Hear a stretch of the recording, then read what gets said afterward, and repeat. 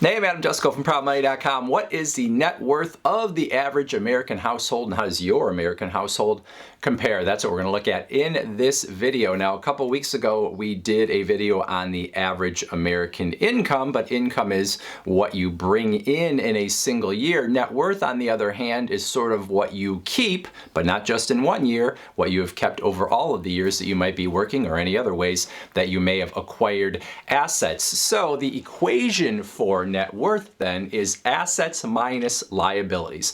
What is the value of everything you own minus whatever you might owe on those things, and then any other liabilities you have, like credit card debt. Now, as I just mentioned, we are talking about households here, and a household can mean a lot of different things. Obviously, a household could have multiple people in it. It could be a single person in an apartment. So we're going to be kind of trying to delve into the numbers and shake some of that out so you can do some apples to apples comparisons, but we're going to start at sort of a high level with the overall household numbers. Also, in this video, we are looking, even though we're saying average, we're using average to mean more like typical. In terms of math concepts, we're actually taking the median number for these household numbers, which is the number that is the person sort of right in the middle. If you actually take the average, which is adding everything up and then dividing it by the number of people, you tend to get skewed much higher because of the super rich people out there. So median is the better way to look at these things. So the average net worth per U.S. household, $157,966. The U.S. Census, where I got the majority of these numbers from, also shows what people have as net worth outside of what is in their home. And that number, interestingly enough, is about $52,500. So you can see that for most people, and we'll see this again as we look at other numbers, if they are a homeowner, they have an awful lot of their net worth parked into their home. They put down a down payment, they've been making that mortgage payment every month, and so that's where an awful lot of their net worth actually is.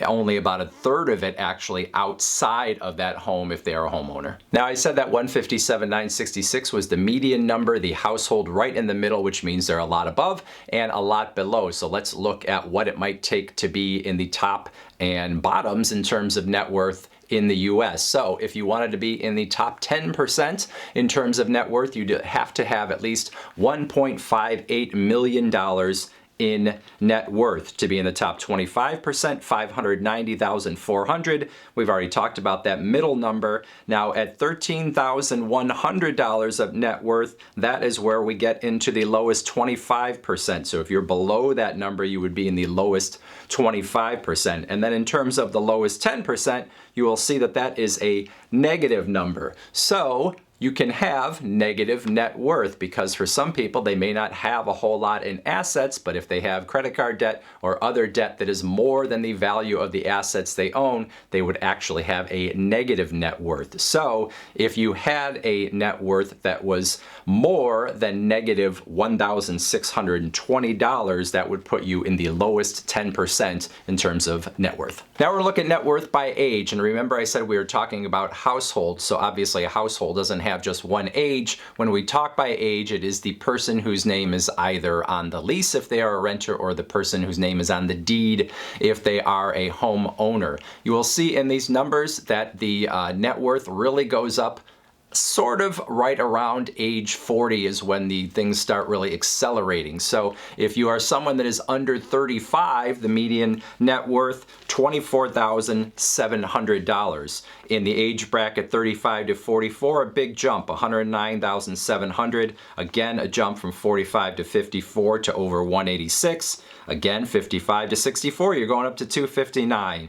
Then 319 plus in the 65 to 69 range. 70 to 74 is your highest range at 366,500, and then a little bit of a dip if you are 75 plus at 328,500. Now, the number of people in a household, and especially if there is a married couple in the household, is going to make a big difference potentially in net worth. So in terms of the median net worth for households with a married couple, that number, $343,300, with $156,000 plus of that being outside outside of the money that they have in home equity. Now, if you have a household that does not have a married couple, which could mean that there are multiple people in the household, but it is not a single person, you would have a average net worth or a median net worth of $55,850, with $19,000 being outside of the home equity in that home. Now, when we look at the single person households, which maybe is of interest to a lot of people watching this video, if you're under 35, that median number, $11,770, with $9,200 being outside of home equity, which means oftentimes people who are under 35 and single are renters. They don't necessarily have much home equity on average. As we go up the age scale, 35 to 54, $40,990 is a net worth, with $16,900 outside of home equity. 55 to 64, a little over $86,000 as net worth, with $21,000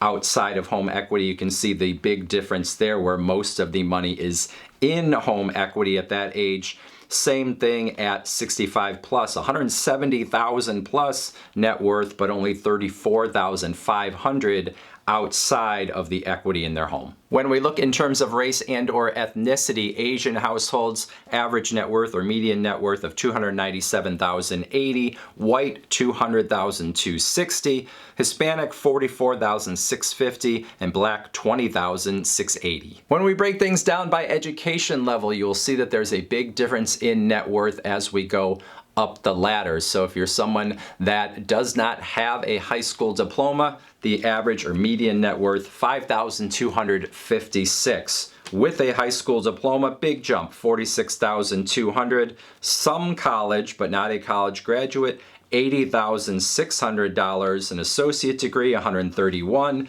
A bachelor's degree doubles you up pretty much on that associate's degree at $262,000. And then a graduate degree or a professional degree, big jump again, $515,900. Now, because there are different costs of living in different parts of the country, people often want to know what these numbers are for certain cities, which is always very hard to find. However, the census does at least break down the country into 4 regions, which maybe gives you a little bit more information. So in terms of the area of the country with the highest net worth, that is going to be the West, with an average net worth or median net worth of $232,100, with $72,000 being outside of home equity. Then the Northeast at $215,000, but you'll see that their home equity, or their money outside of home equity, I should say, is actually higher at $83,300.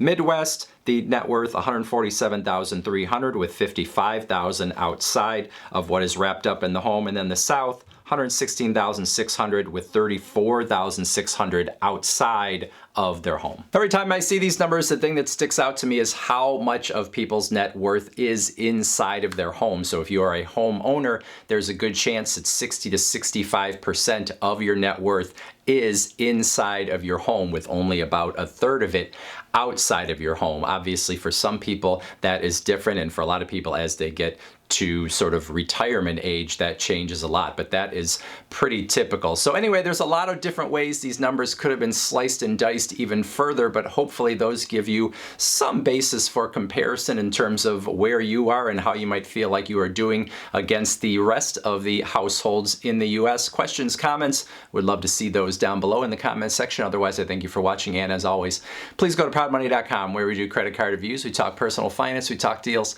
and all sorts of other fun stuff too. If you're not going to go to the website, or you're not going to leave a comment below, you might want to watch next this video.